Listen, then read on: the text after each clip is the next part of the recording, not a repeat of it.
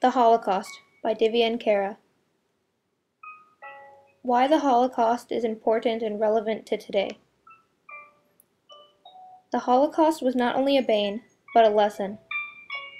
It taught the world that this is what happens when people discriminate because of ethnicity, physical or mental states, or anything else that was never a choice.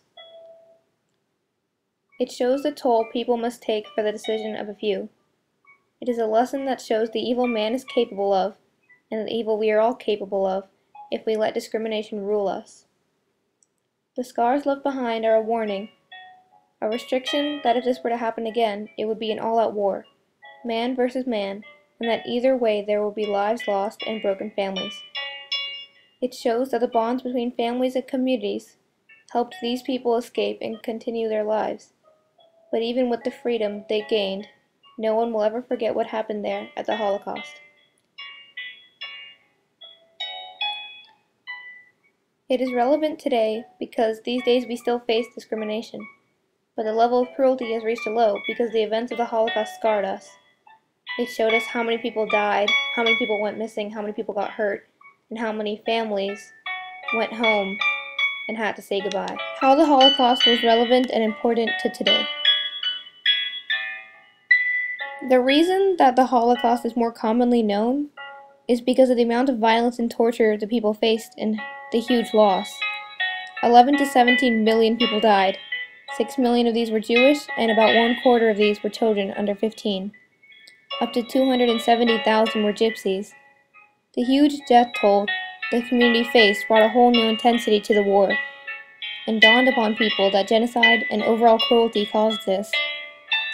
This changed the way people looked at individuals, made them see not differences but similarities.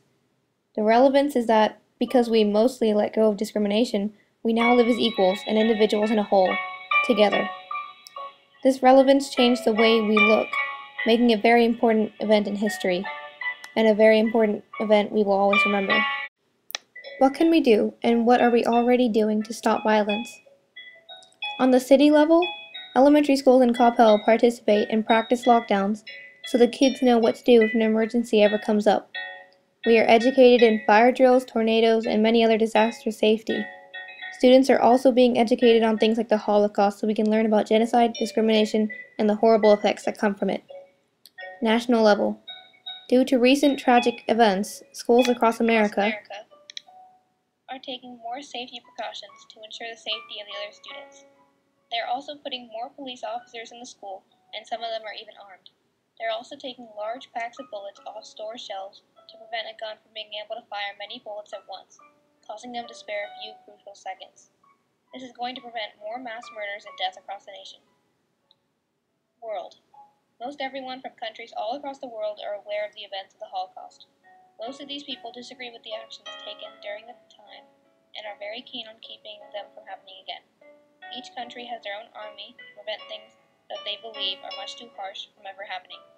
Some countries are still punishing people who have done nothing wrong, like the Holocaust, and other countries have often stepped into killing and torture of innocent people.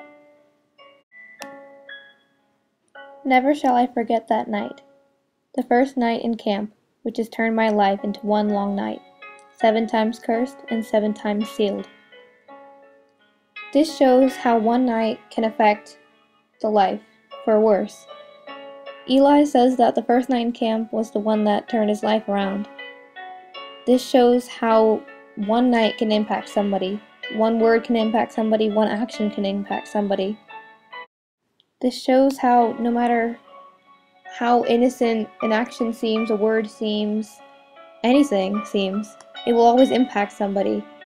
And you don't know how you'll affect them until it's too late. We were all going to die here. All limits had been passed. No one had any strength left, and again the night would be long. Everyone knew they were going to die. Even if they did not end up dying, many felt as if they did because of the horrific experience they witnessed and went through. But some pushed with hope of seeing their families, their children, their wife, their husband, or just hoping for a chance to live their life and complete their life. in a way that they wanted to, and not a way where someone was controlling them. Keep your anger and hatred for another day, for later on. The day will come, but not now.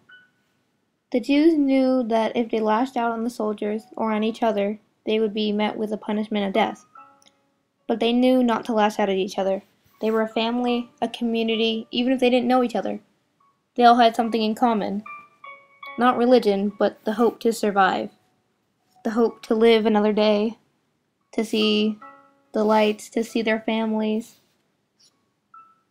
And those who lost hope at least soon would get to see their families again.